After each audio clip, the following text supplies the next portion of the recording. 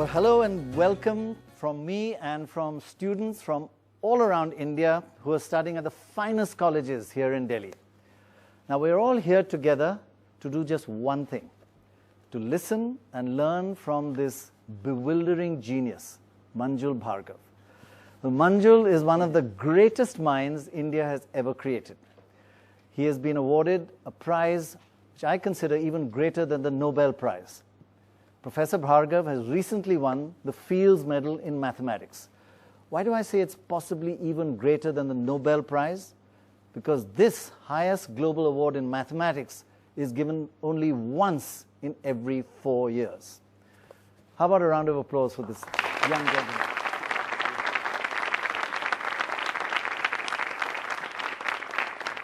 And actually, you'll notice as the evening goes on that his modesty and simplicity is really, truly Indian. Why do I call him a bewildering genius? Because of what he did to actually win that mathematics award. It's simple, really. He won it for, and I quote, developing powerful new methods in geometry of numbers, which he applied to count rings of small rank and to bound the average rank of elliptical curves. Simple as that, right? You got it? Simple stuff, yeah. So what has he done? He has count rings of small rank and bound the average rank of elliptical curves. I don't think I'll even ask you to explain that in English. Thanks. But in English, yeah, just basically, what does it mean for an average viewer? Well, the subject that I work in is the area of number theory. Number theory, yeah. And so number theory basically is the art of understanding the whole numbers, the numbers we use to count, 1, 2, 3, 4, right. and 0, and -1, and -2. Right. So those are the whole numbers. Right. And number theory is about the science, the art of understanding those numbers, understanding special sequences of those numbers, like the square numbers, the prime numbers, and then finally it's about solving equations whose solutions are whole numbers. Okay. So it's like the relationships between numbers. Is that That's right. basically it, number theory? Exactly. Right. Simple? Simple. All of you can do that, right? So, based on that, I just want to get an idea of you in Princeton, sitting in a room with a whole lot of other mathematicians. What do you talk about? Like, I mean, would any of us understand anything? Well, I mean, a lot of the mathematics that goes on at Princeton is with the students. Right. So right. just students like all of you. And so I think the audience here, since they're mostly mathematics students here, would understand. They would understand what you're talking about? Yeah, because yeah. I've listened to some of your speeches to mathematicians, and I did study maths to a certain level, but it just, within 10 seconds, I'm out of it. But I guess a lot of you would understand. Yeah. But there are many different levels. There are many, no of doubt. course. Yeah. Your mother taught you maths. She was a mathematician herself. Yeah. And is, yeah. And still is, of course. Yeah. And used to bored with other subjects and go into a room and chat with her about maths and stuff? Yeah, I always liked mathematics since I was very, very small, maybe 2 or 3 years old. And and I loved doing little math puzzles and coming up with little math questions. And then I'd go and bother her and say, is this the answer? Is this the answer? Can you tell me how to do it? And her answer always was, you should figure it out yourself and then come tell me. Oh, God. And so I used to enjoy just playing around with mathematics. And if I ever got stuck, my mother was there as a resource. And that was something very useful. But obviously she did something, the way she taught you, the way she inspired you in maths, that created your interest in it. And you've often said that to some extent, while Indians may be good at maths, the teaching is a bit robotic. How should maths be taught? Because a lot of people say, oh God, maths, I can't stand it. Right. Well, I sympathize with the people who say that, because I myself really didn't like mathematics class. Oh, really? So I used to do anything I could to avoid going to mathematics class. Really? I would skip out by any excuse I could find. Yeah, I used to do everything I could to avoid going to mathematics class. One thing I did was just take off several months from school and come to Jaipur here in India, where I didn't have to go to school. In fact, one time my parents and my grandparents put me in school here, but I dropped out after a couple of weeks. I see. So I didn't like the way, I knew I loved mathematics, but I didn't like the way mathematics was taught in school. And so I used to find my own ways to make mathematics fun. I used to play around with mathematics, do puzzles, ask my mom for nice suggestions that would be fun for me.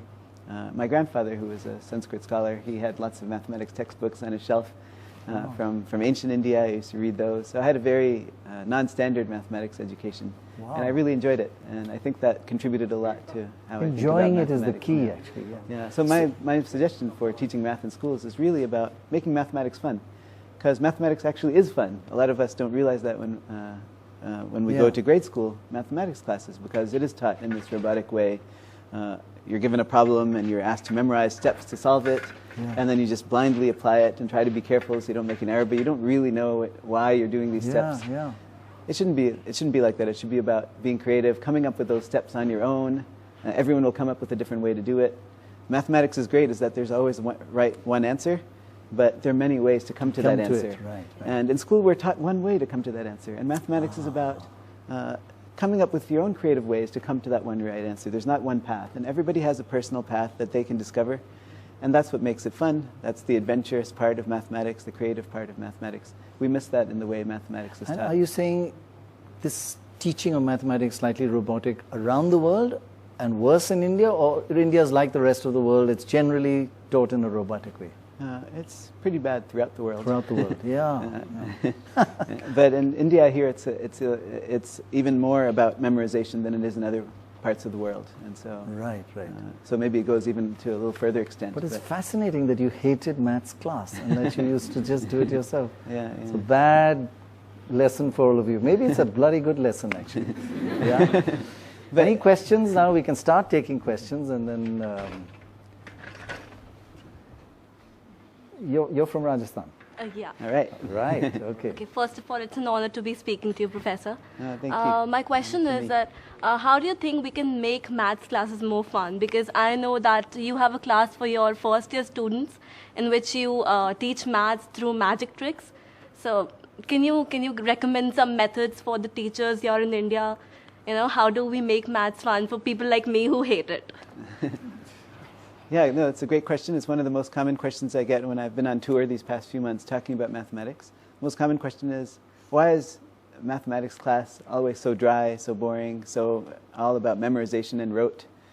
When we hear that mathematics is an art and a creative subject, why do we not see that in school? So one thing that I've been doing at Princeton University the past 3 years, I developed a course for freshmen, so first years, where we teach mathematics through poetry and classical music, classical Indian music, and then magic tricks, as you said, and games. So those are the four ingredients of the course through which I get to teach fundamental mathematics concepts. So we do, most classes begin with a card trick that's based on a mathematical concept. And when you see this card trick, there's nothing you can do but to want to know how that worked. Right. And for the card tricks that I do, or for the rope tricks, or the various other kinds of magic tricks that I do, there's a fundamental math concept that you have to learn in order to know how it works. And everyone is so immediately excited about knowing, well, how did it work? And so while they learn how it works and while they learn how to do the magic trick, they can't avoid but also learn in the process that fundamental mathematics concept. Right. And when you learn it that way, there's no way you'll ever forget it, because you have that visual of Exactly. the trick, that memory of the trick of how it worked. And there's no way you'll forget the mathematics concept. When they come and say, how does it work? You say, go figure it yourself. You like your Oh, mom. yeah. So actually I teach in 3-hour seminars. I start with the trick, and then I have everyone discuss, okay, what are the things that went into the trick? What are the things that could have been happening? And then I give little hints, and everyone has to think about it themselves, and then they have to sort of come up with their own way of understanding how it all went. And by the end of the class, they know how to do the trick, and they know the mathematics concept. And since they discovered it on their own, there's no way they'll ever forget it. Right, exactly. And as you say, it's a visual come curiosity, come something practical. You'll never forget that. Exactly. Rather than it's just on a blackboard. Right. And the same happens there with games. There are lots of fundamental games that have basic mathematics concepts embedded in them. If you know those math concepts, you can always win the game. And so I have people play this game with each other. And eventually some people start winning because they start seeing, what math concept will allow them to win. And eventually everybody figures it out, and by the end of the class they can go and play their friends who are not in that class and beat them. And the reason is because they figured out that math concept on their own during this class. That's why you're seen at Las Vegas all the time, right? In the blackjack. Actually, that's another common question I get when I've been giving lecture tours about this kind of way of teaching. A lot of them are like, can this be used in Las Vegas? And the answer is yes, but I don't use it that way. The answer is yes. Now that's even more worrying. Kind of the signals you're giving, I don't know what's going to happen to this serious bunch of students. Any other question? Yes, ma'am, right here. Go ahead. Hello, sir. It's truly an honor to meet you in person. My question to you is that since you mentioned that as a student you hated maths classes, could you please tell us about your typical day in classroom? Did you always prefer the first seat, or just like any other student, most of these students, they prefer the last bench? So most of the time, where were you found? I probably shouldn't be saying this, but I preferred not going at all. And when I did go, I would hide. I wouldn't go right in the back, but I'd hide somewhere. I shouldn't say that about all my classes. There are many classes that I liked a lot too, and I had some fantastic teachers, both in New York and in Jaipur when I went to school. And when I really liked the class, I would actually be encouraged. I would want to sit in the front because I was so excited about the class. And when I was less excited about the class, I would prefer to hide. So it really depended on the quality of the teaching. And I think that's true of everyone. When you're excited, you want to go sit up front. When you're less excited, but you have to go, you'll go and try to hide. So a couple of math teachers that I had were actually really good. And those are years where I did go to every class and I was excited about it. And I would sit up closer. But most years I tried to escape. Yeah. You would fall asleep kind of thing. Right. Well, I must say that there are shows where are good and bad. And we had a show where we had a lot of doctors doing live phone-ins and answering questions. Mm-hmm. So one guy phoned in and said, I have a terrible sleep problem. I can't sleep. I've tried every pill, asking the doctors, what should I do? There's only one thing that puts me to sleep. And that's when Prannoy Roy comes on the 9 o'clock news. Live. And of course, our producers played this again and again. Right. So, in the sense that sometimes you'd fall asleep in class, or nearly, or look the other way, or think of something else. Yeah, I tried not to do that, but I'd often think about my own things. So when did and you another way to make math class, when math class sometimes is boring, you can make it fun by instead of doing those rote memorizations that you're being asked to do, try to come up with the solution on your own. Maybe just take hints by just taking a quick peek at some of the steps, but then really trying to fill it in on your own. Oh. And often you'll find you come up with different steps that lead, but of course math only has one answer, so if you come up with steps that are correct logically, you'll always end up at the right answer. But since you came up with it yourself, you'll never forget it. And so that's one way to make math class more fun. Right? Do it on your own. You're going to do that from now on? Okay, first tip of the day. You're also a musician. Oh, sorry, before I ask you that, I wanted to ask you, when did you actually figure out that you were actually quite good at this? Not quite good, you were you were just outstanding. Which point did the turning point happen? I don't know if I ever even thought in those terms. Really? I knew I liked it, and so I would do it whenever, I would do mathematics whenever I had the chance to. I went to a school that didn't really have that much math enrichment. It wasn't one of the top subjects of the public school that I went to. So I didn't really think in those terms. I avoided math class, as I said, and I would do math on my own. And I did well on all the exams. I always got a perfect score on all the exams, but I didn't know if that meant anything in particular. But when I really got excited about math and realized that that's what I definitely want to do for a living, was when I got to college at Harvard. And that was the first time when I met lots of students who liked mathematics. Before, it was just me. And so that was a real eye-opening experience for me. And I was at Harvard doing mathematics with all the other students who are at Harvard. And I thought, maybe this is something I should do, because I can do it at the same level as the people here. Right.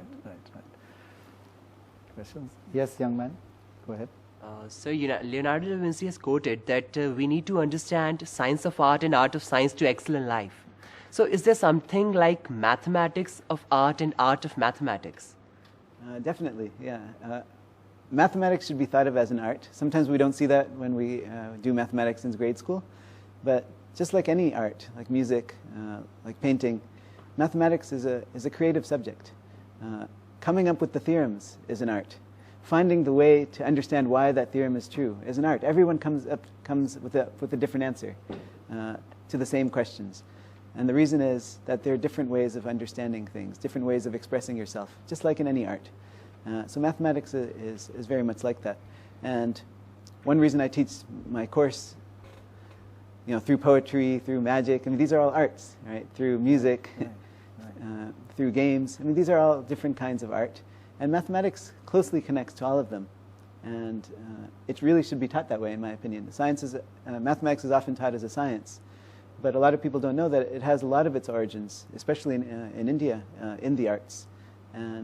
And we shouldn't forget that artistic aspect. We should be using both sides of the brain to understand mathematics problems. In fact, you said there's some mathematical basis to music as well. Tabla, for example. Yeah, definitely. What is the connection? These are like very tough for me to understand. Maybe others do. But what is the connection?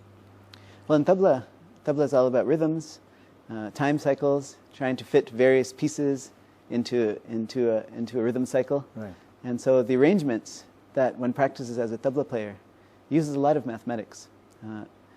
One example that I always start with in the class that I teach, just to get people to realize that mathematics is connected with poetry and with music, is an example of Hemachandra. This is always one that I start with because it brings in tabla and poetry and mathematics right away. So in Sanskrit poetry, there's a notion, there are two kinds of syllables. There's a notion of a laghu syllable and a guru syllable. How many people have heard of laghu and guru before? Yeah. That's about 5%, 10%?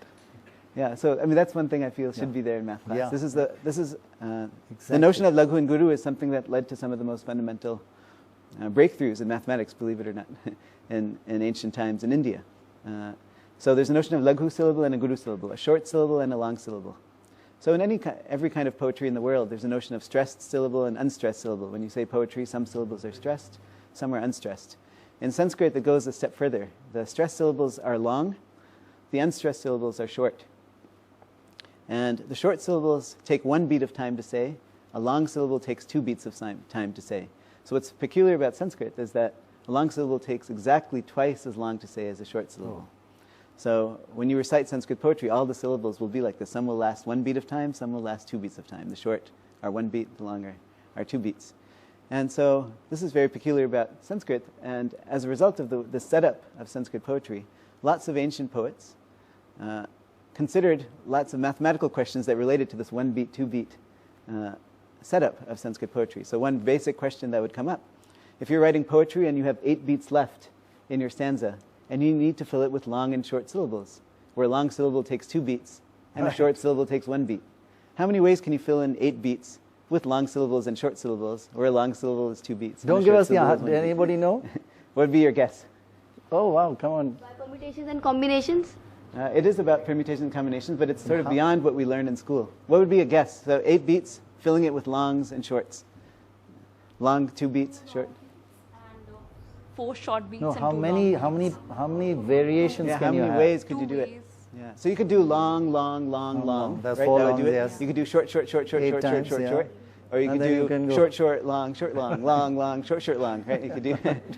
So I actually do these. I clap these rhythms with my class, and we Right. go through and Yeah, we try yeah. to figure out how many there are. Sorry? Say it again. Fibonacci number, 8th Fibonacci number. That's the 8th. Yeah. So he knows the answer. So this. You just went straight above my head. I don't know. The answer is 34. So most people, when they first hear this question, they would think, oh, maybe there are 8 ways, 10 ways. The answer is Right. actually 34, which is more than most people Most expect. people would have thought, yeah. And in this ancient Indian work of Hemachandra, which I read to the class because it's written in poetry, the answer. Right. So it's a poetic question. It's a question about poetry, and the answer is written in poetry. So it's something that really excites people. It excited me Right, when I was a right. child, Yeah, so I like to share it, absolutely, and it really excites students. And so Hemachandra's answer was as follows. He says, write down the numbers 1 and 2, and then every number you write down subsequently should be the sum of the previous 2 numbers that you wrote down. So 1, 2, and then 1 plus 2 is 3. Then 2 plus 3 is 5. Right. 3 plus 5 is 8. 5 plus 8 is 13. 8 plus 13 is 21. 13 plus 21 is 34, and so on. The 8th number that you write down will give you the number of rhythms that have 8 beats, which was 34. Wow, that's amazing, actually. And this goes back to the year 1050. So these numbers may be familiar to many people, right? They're called the Fibonacci numbers in India, even though in India they were discovered pre-Fibonacci by Hemachandra in this work on poetry. which I find really amazing. So when we're taught Fibonacci numbers in school, maybe this is true in India as well. I've definitely seen in some Indian schools, they teach it the way Fibonacci came up with it, which is about this problem about rabbits. It's this incestuous problem about rabbits where brothers and sisters are mating, and it's a very unnatural kind of... But the real place where it came up was actually in poetry. And the reason that it came up is a very natural one. You need to know the answer if you want to know how many ways you can fill in the rest of your poem if you have a certain number of beats left. So that's an example of the kind of way that mathematics came up in poetry in ancient times and still comes up today when people compose Marathi poetry or Kannada poetry. Right. The setup of poetry is very similar in those languages as well.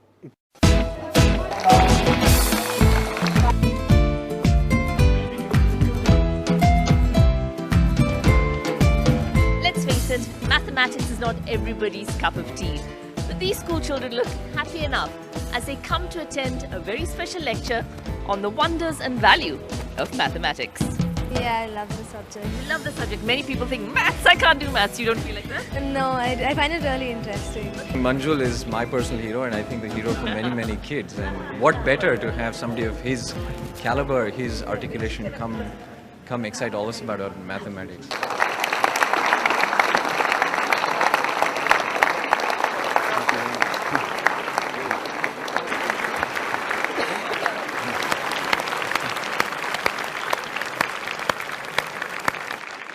Basic thing to know about Sanskrit poetry is that it consists of two kinds of syllables, short syllables and long syllables. In Sanskrit, something even more is true about these stressed and unstressed syllables, namely that the unstressed syllables are short, the stressed syllables are long. So short syllable you can think of as lasting 1 beat, and a long syllable lasts 2 beats of time. Well, one thing that arose for poets over 2,000 years ago was the question, suppose you have a certain number of beats left in the poetry that you're composing. Say you have 8 beats left in the stanza of poetry that you're composing. How many ways can you fill that in with long syllables and short syllables, where a long syllable takes 2 beats and a short syllable takes 1 beat? So there are many things that you can do. So just to give you examples, right? You could do long, long, long, long, right? Because each long is 2 beats. So if you do 4 longs, that's 8 beats. So you could do long, long, long, long. Or you could do short, short, short, short, short, short, short, short. Right? That would also be a valid way of making 8 beats. But there are lots of things in between that you could do, right? You could do short, long, long, short, long. You could do long, long, short, short, long. Okay, so how do you state this question mathematically? So the question we're asking is, if you have a number n, we had 8, right? How many ways can you write that as a sum of 1s and 2s? Right? That's what we're asking. So the question in mathematical language about how many poetic meters are there of n beats consisting of long and short syllables, mathematically that's the question of asking how many ways can you write a number n as a sum of 1s and 2s? Right? Equivalent question. Okay, well let's try out some small examples. So suppose we take n equals 1. Okay, if you just have 1 beat of poetry left, what can you do? Short. Okay, that's all you can do. Okay, so 1 is just 1. There's nothing you can do there. Okay, suppose you have 2 beats of poetry left. What can you do? Yeah. Right, right. So you could do short, short, or you could do long. Exactly. Okay, when n equals 3, how many ways are there? 3. Right, right. So you can do short, short, short. You can do short, long. You can do long, short. So these examples were actually worked out in ancient texts, going back more than 2,000 years. And eventually, the ancients came up with a general answer of how many rhythms of shorts and longs there are having n beats for any number n. Okay, so the ancients came up with an ingenious way to obtain the general answer for n beats. How many ways can you write n beats in terms of shorts and longs? This is the answer that was given in these ancient texts, particularly in the work of Hemachandra in the year 1050. This procedure is written down in a very rigorous way. And here's the procedure. So what Hemachandra says is, write down the numbers 1 and 2, okay? And then, so write those down on your piece of paper, or your mental piece of paper. Write down the numbers 1 and 2. And then each subsequent number that you write down should be the sum of the previous 2. And then the statement is that the nth number that you write down will give you the number of rhythms having n beats. Okay, so how does this go? We write down the numbers 1 and 2. And then what's the next number you write down? The sum of 1 and 2, which is 3. 5. 21. 34. 55. Right. So each number that you wrote down was the sum of the previous 2 that you wrote down. And the 8th number here is the one I put in a box, is 34. That means that the answer to the question I was asking before, how many rhythms are there having 8 beats, consisting of longs and shorts, is 34. These numbers, by linguists and by Sanskrit scholars, these are called the Hemachandra numbers. After the linguist Hemachandra, who lived about 1050 AD, which is a couple hundred years before Fibonacci. So they're called the Hemachandra numbers after the linguist Hemachandra, who first documented them and proved this recurrence property, that each number should be the sum of the previous 2.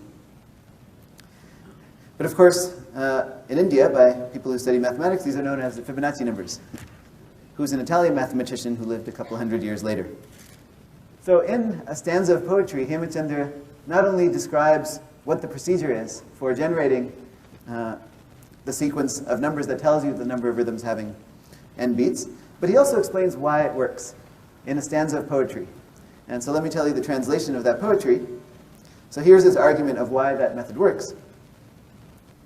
Okay, so here's what he says in poetry. Every n-beat rhythm ends in either a long or a short. And he ends it there. He's like, therefore it's all right. Okay, so why does this tell you? So every n-beat rhythm ends in either a short or a long. That's a full... In these ancient Sanskrit texts, they would find really short ways of explaining things. Those that end in a short, and those that end in a long, right? And the ones that end in a short, how many of those are there?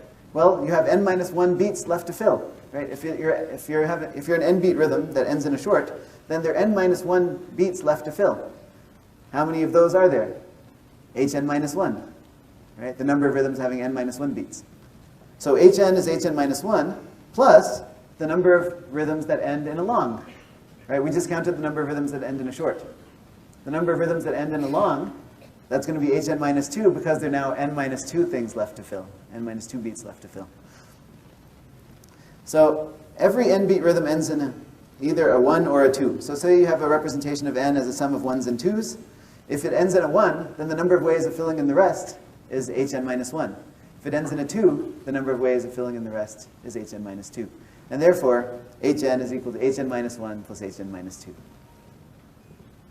And so this is a proof given by Hemachandra back in 1050, that this equation will allow you to determine how many rhythms there are having n beats. These numbers, which we call the Hemachandra numbers, or the Fibonacci numbers, they now form the basis of a huge mathematical and artistic theory. And the mathematical theory is that of recurrences. Recurrences just mean that new numbers you write down are written in terms of previous numbers you wrote down. That's what recurrence theory is. This is the most basic example of a recurrence. So they play a huge role in mathematics, but they also play a huge role in poetry, as we just saw. In fact, that's where these numbers first arose. The Fibonacci numbers, the Hemachandra numbers first arose because of applications to poetry. They also play a huge role, these numbers, in the visual arts. If you've read this novel, Da Vinci Code, it brings up some of these connections. They're used in architecture. And my favorite example of where these numbers occur is in nature's art. The art occurring in nature has Hemachandra numbers, these Fibonacci numbers occurring everywhere. One really typical example of where the Hemachandra numbers occur in nature is if you've ever taken a pine cone. In a pine cone, if you count the number of spirals, it always turns out to be a Hemachandra number.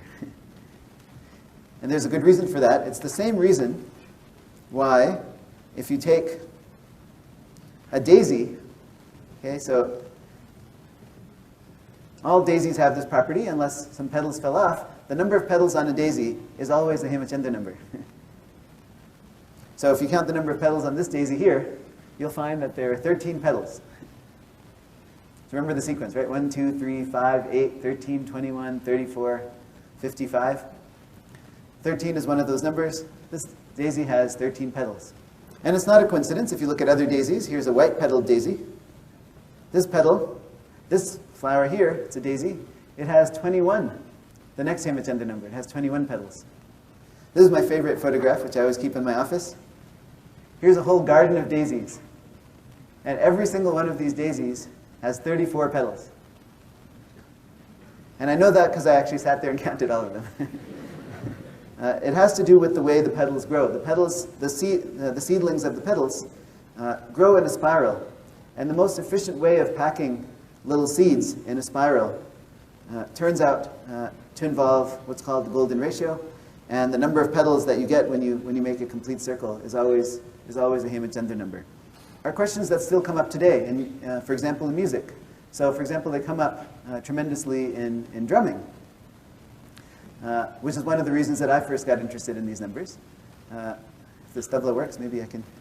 So there may be a part of the piece where long and short is the rhythmic motif that's being used. That happens often.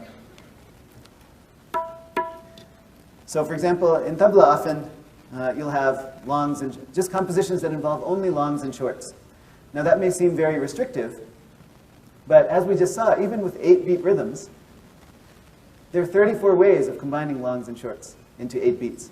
And so for example, a long might be hatigene, and a short might be thine. And so you can play 8-beat combinations of just those two phrases.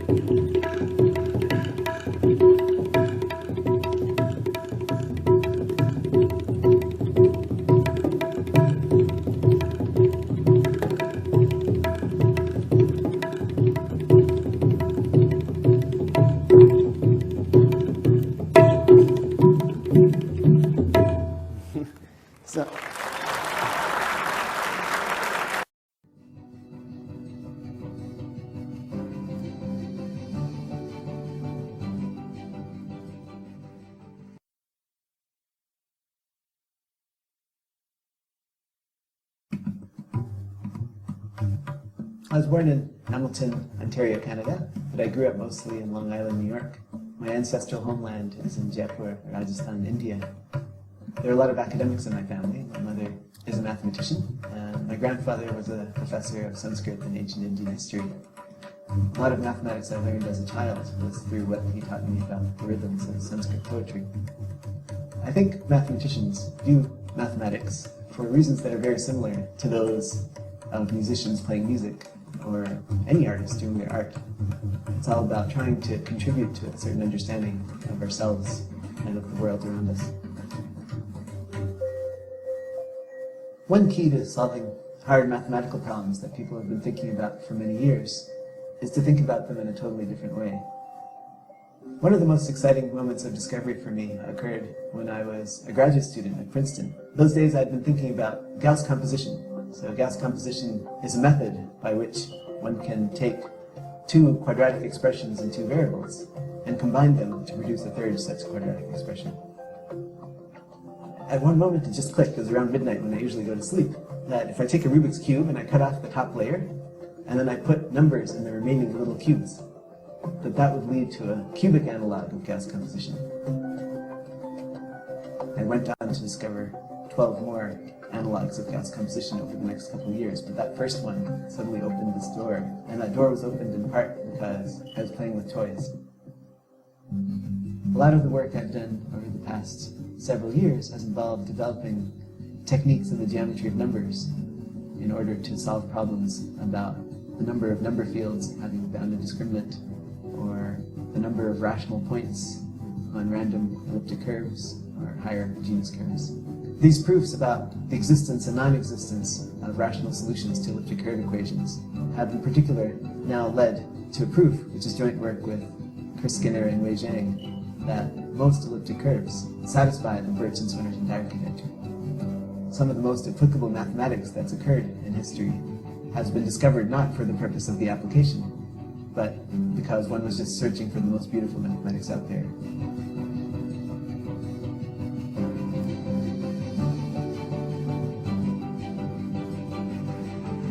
두 번째 분성은 만줄 바르가바입니다.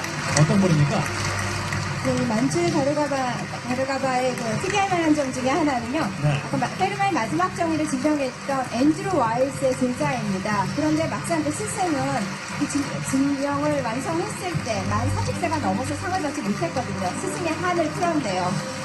워낙 어렸을 때부터 천재로 알려졌던 유명한 사람이고요. 네. 2001년에 프린스턴에서 박사를 받고 나서 2년 만에 프린스턴 대학에